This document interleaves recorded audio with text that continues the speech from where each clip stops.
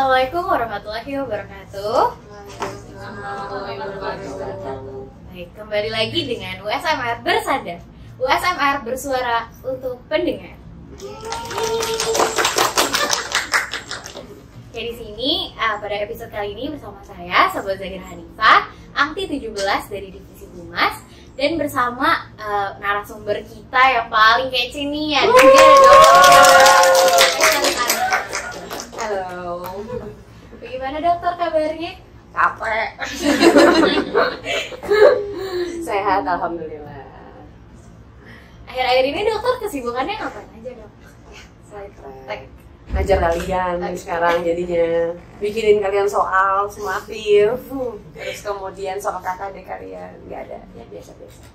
Oke, alhamdulillah. Jadi gini dok, kita tuh lagi sering banget nih dapat exposure tentang stunting. Kayak misalnya ada campaign gitu tentang stunting, apa gitu stunting, terus ada juga berita-berita tentang kebijakan stunting gitu. Nah, makanya kita nih penasaran nih dok, jadi sebenarnya stunting itu apa sih? Tapi kalian udah pernah coba, kamu udah pernah coba cari tahu belum? Yang kamu kira-kira tahu gimana biar aku bisa luruskan? Oke. Kalau aku sendiri pernah cari tahu sih, searching stunting itu apa. Terus seingat aku yang muncul di pencarian tuh tentang bayi yang tinggi badannya tuh pendek ya Mbak? Jadi stunting itu sebenarnya itu adalah perawakan pendek, tapi perawakan pendek yang disebabkan oleh kurang gizi. Jadi kalau nanti kita bicaranya versi kedokteran, itu ada namanya stunted dan ada namanya stunting. Stunting itu adalah bagian dari stunted, jadi bagian besarnya itu stunted, perawakan pendek. Tapi perawakan pendek itu penyebabnya banyak. Bisa sekedar genetik, artinya familial short stature, bapak ibunya pendek, otomatis anaknya pendek. Ya. Terus kemudian atau misalnya CDGP, gangguan hormon, gangguan genetik, sehingga dia tidak mampu mencapai posisi tinggi yang seharusnya. Atau yang ketiga itu adalah karena kekurangan gizi yang secara kronis, artinya kronis ini lama, panjang, sehingga berat badannya bukan hanya berat badannya yang rendah, melainkan lama-lama tinggi badannya juga jadi rendah. Nah itu yang disebut stunting. Jadi stunting adalah bagian dari stunted, bagian besarnya itu namanya stunting. Sampai sini gimana? Kira-kira masih bingung nggak? Udah kebayang ya? Udah kebayang. Nah terus kira-kira ada tanda-tandanya nggak selain dari perawakannya pendek itu atau gejala dari stunting itu sendiri? Bagaimana dokter?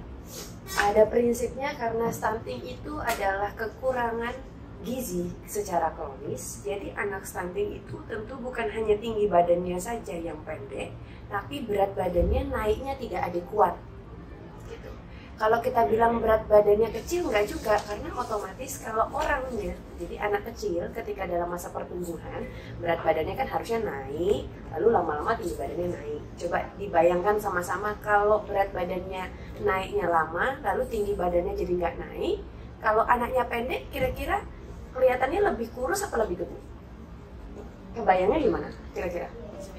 Lebih gemuk. Jadi tanda-tandanya itu sebenarnya nggak bisa dilihat berat badannya kecil, tapi mungkin kalau diselami satu persatu ceritanya baru kelihatan bahwa berat badannya itu naiknya nggak adekuat.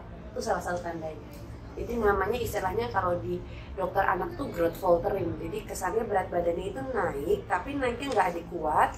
Penampakan normalnya mungkin kesannya anaknya nggak kecil, tapi tinggi badannya jelek.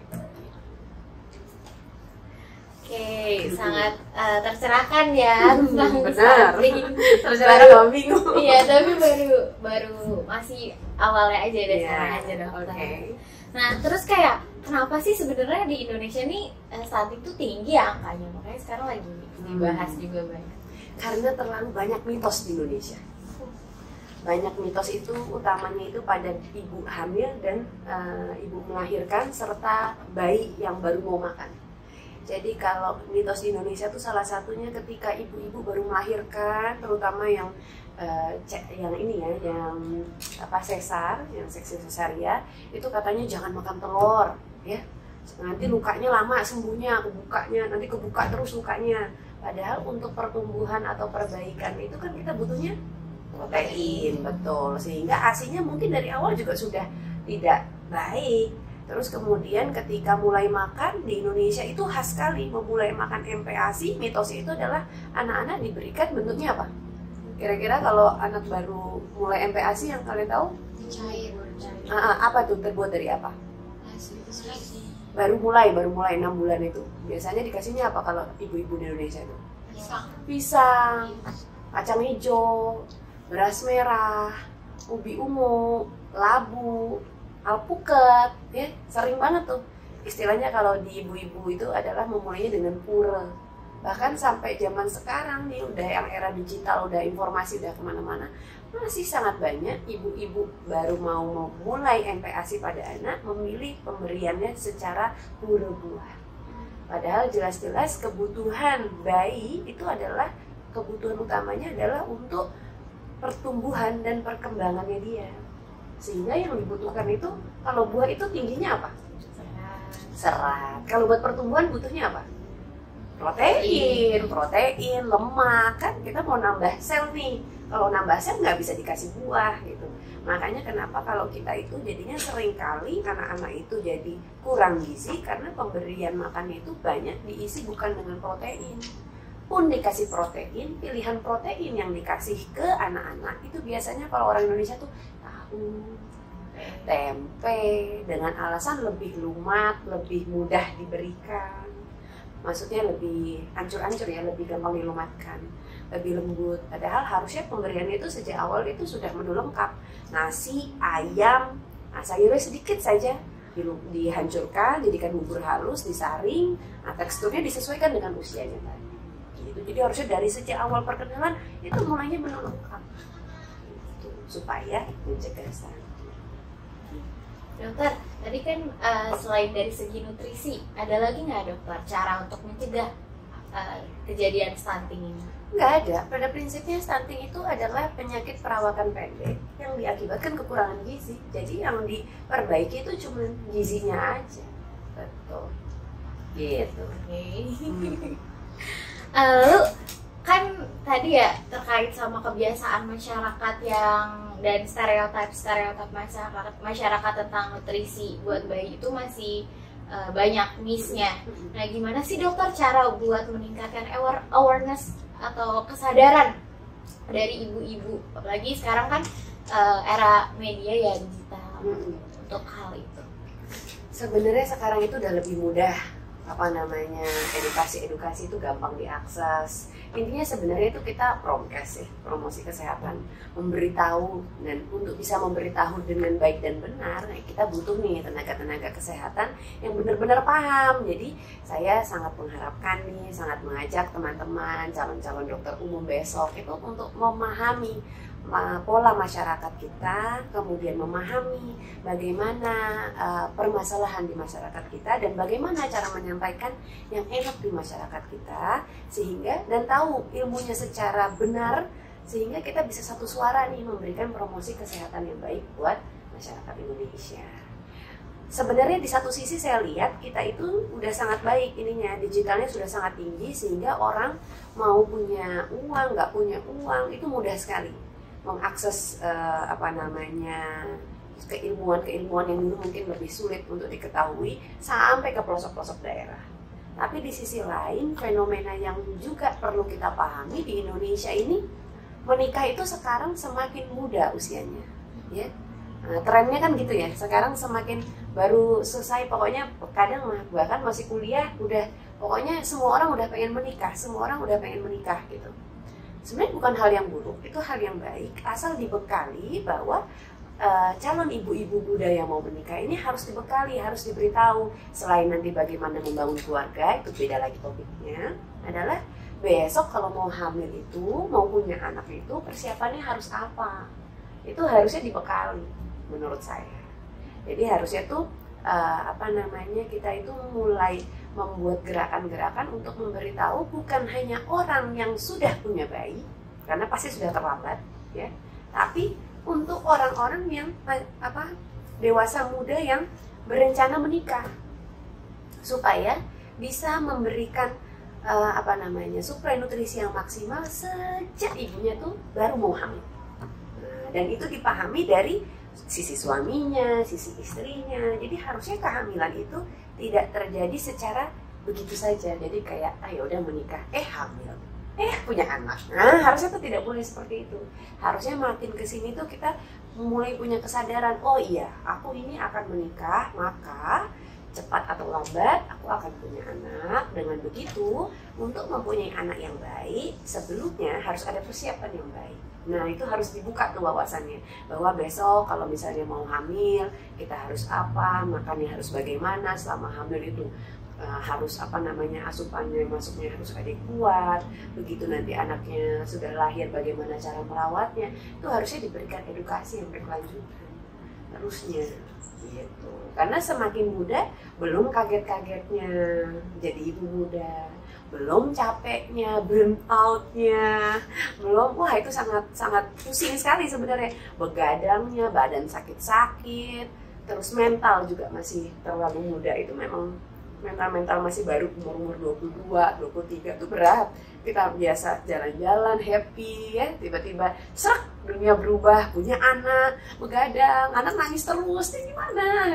Terus habis itu kasih makan, anaknya nggak mau makan, udah kasih Yupi aja deh. Nah, ini yang susah nih yang seperti ini. Nah, jadi tidak terbekali dari awal bahwa menikah itu bukan cuman manisnya saja, tapi banyak ininya, bukannya jangan menikah muda, menikahlah tapi dengan ilmu yang cukup. Nah, cari tahu, sambil cari tahu. Jadi yang penting tuh harusnya teman-teman yang ngasih tahu sesama teman-teman gitu, sebagai peer group ya, itu malah lebih baik menurut saya, edukasi secara peer group dari yang belum menikah. Nah, dokter, tadi kan dari segi pencegahannya ya, mencegah supaya tidak biar terjadinya kejadian stunting. Kalau misalnya udah terlanjur nih dokter punya anak stunting, bisa kita perbaiki. Oh bisa. Diperbaikinya dengan cara apa dokter? Kita kejar kebutuhan protein per harinya, kita kejar. Sepanjang anaknya itu masih usia golden time ya, masih kurang dari 5 tahun, itu masih sangat bisa dikejar gitu. Walaupun judulnya juga catch up ya, mengejar ya, yang sudah terjadi ya terjadilah, yang semampunya kita bisa kejar dengan cara pemberian protein adekuat sesuai dengan protein energi rasio yang dia butuhkan. Jadi biasanya kalau dokter anak itu nanti akan hitung PER 12,5% untuk mengobati stunting. Jadi nanti kalau teman-teman ketemu, arahkan saja ke dokter anak biar mereka yang hitungkan supaya bisa mengejar ketertinggalan si stuntingnya. Tapi yang paling penting adalah jangan terburu-buru menyatakan anak tetangga kita, anak kakak kita, atau keponakan kita itu pendek nih, stunting kali gitu. Nah, itu juga hati-hati, karena kita perlu perhitungkan benar nggak ini memang pendeknya, perawakan pendeknya karena kurang gizi, atau perawakan pendeknya ini memang family short stature gitu, memang keluarganya memang bukan punya potensi genetik yang tinggi, atau jangan-jangan CDGP. Jadi memang ada penghitungannya untuk dapat bahwa anak ini memang stunting atau sekedar stunted, yang sekedar perawakan. Karena kalau perawakan pendek yang stunted saja, nah itu kalau mau dikejar sampai mati juga, mau dikasih PER habis-habisan juga nggak akan. Paham ya? Lanjut. Belum sedikit lagi nih. Mungkin untuk pertanyaan dari saya sudah ya dokter. Sekarang kita bisa buka Q&A dari teman-teman. Teman-teman, apa ada yang mau bertanya terkait materi stunting? Itu dokter aja. Boleh. Ini izin bertanya. Jadi kalau untuk stunting itu bisa dicegah sejak ibunya hamil, atau emang baru dimulai untuk pencegahannya itu pas dia udah lahir? Enggak, dari ibunya hamil. Makanya kalau kalian sering dengar di Instagram itu sekarang udah mulai kita gembor-gemborkan, ada namanya 1000 hari pertama. Nah, 1000 itu coba dihitung di handphonenya masing-masing, karena kalian kan anak kedokteran ya. Jadi coba dicek di handphonenya masing-masing sekarang. 9 bulan kehamilan itu berarti kurang lebih 9 kali 30 hari berapa hari? 270. 2 tahun itu berapa hari? 1 tahun 365 kali 2 730. tambah yang tadi 270 sama dengan.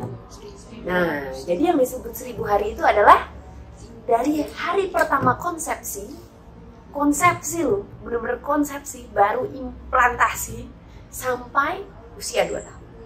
Itu 1000 hari kehidupan. Jadi kalau ditanya pencegahannya kapan? Dari hari pertama. Padahal teman-teman mahasiswa di sini kan, kalian kan paham ya, secara logika aja deh tanpa kalian perlu masuk ke kedokteran ya. Kita itu kalau hamil tahunnya biasanya berapa? Usia berapa minggu kehamilan?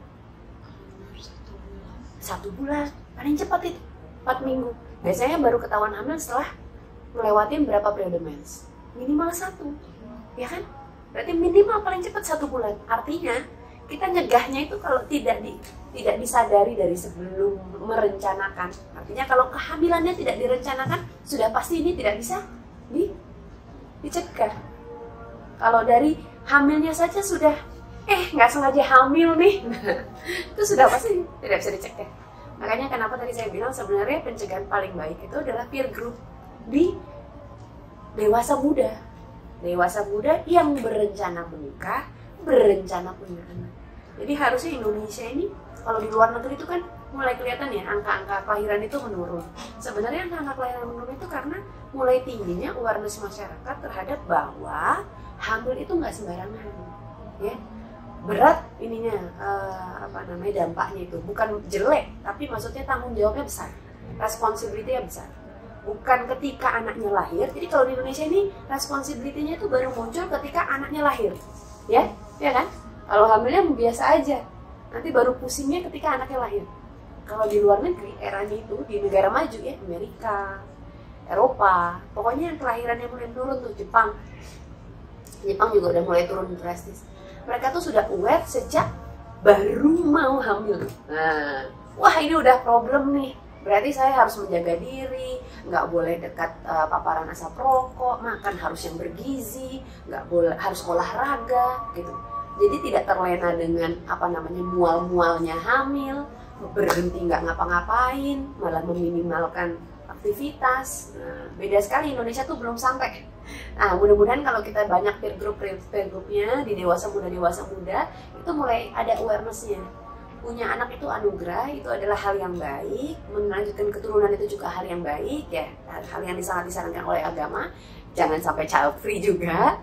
Cuman maksudnya, tapi kita harus bertanggung jawab betul sejak kita hamil, sejak kita berencana hamil.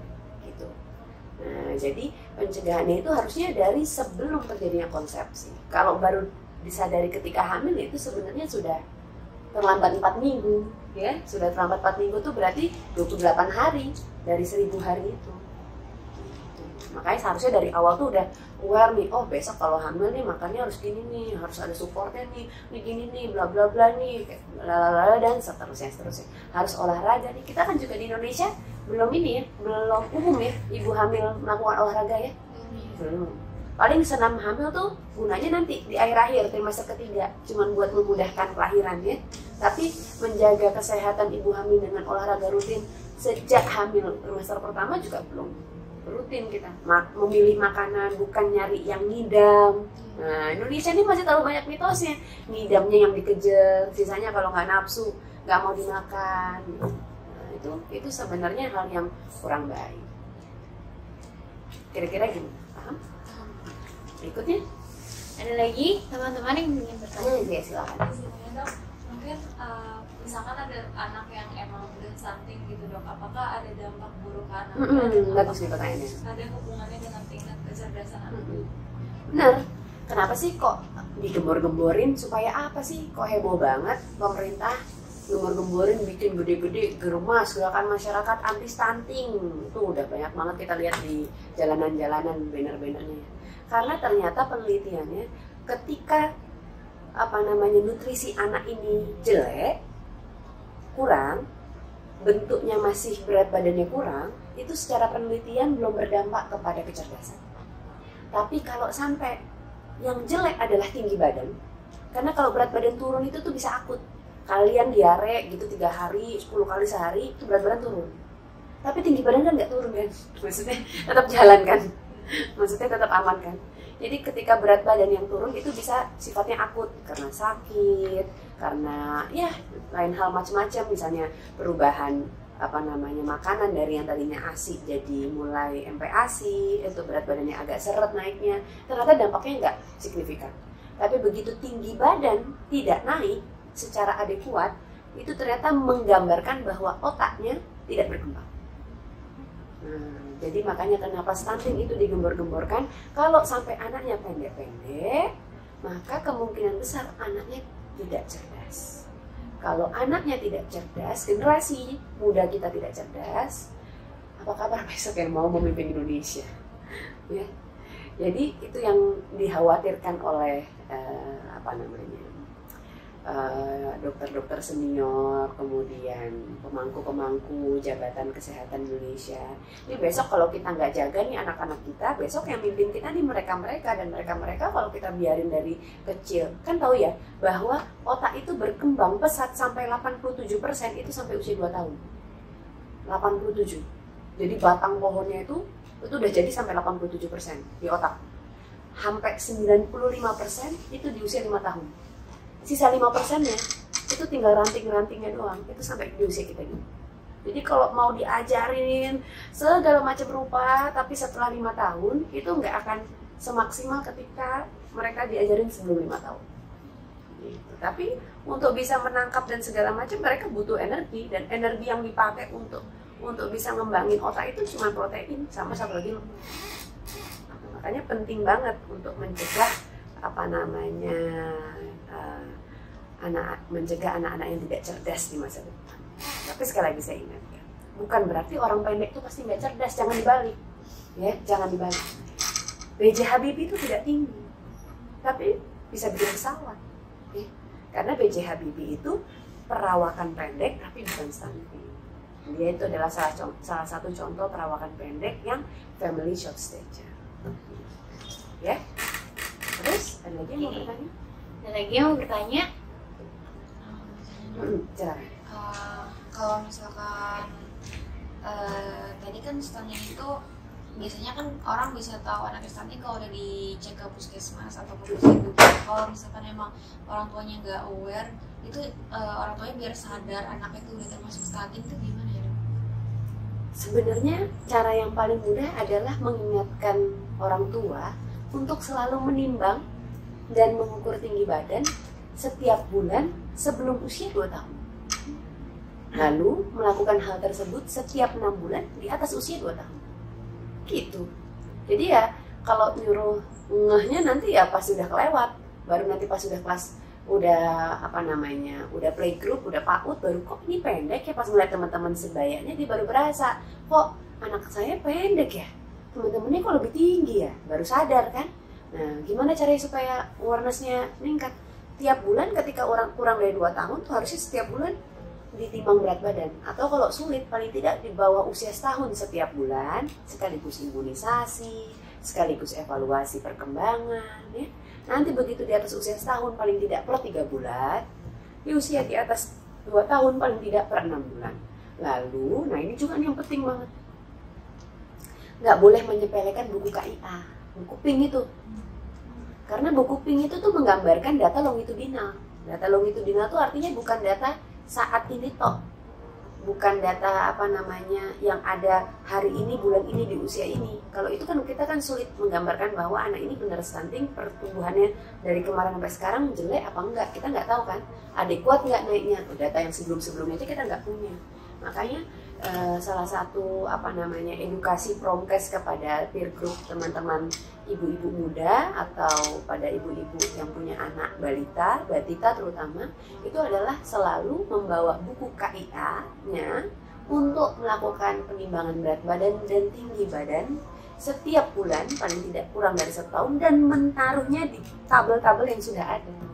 Sehingga nanti kalau tiba-tiba ada dirasakan permasalahan, sebelum dirasakan permasalahan pun sudah kelihatan ketika kita rajin nitiinnya, oh kok ini nggak sesuai ya sama kurvanya, harusnya kurvanya begini, dia jadinya begini.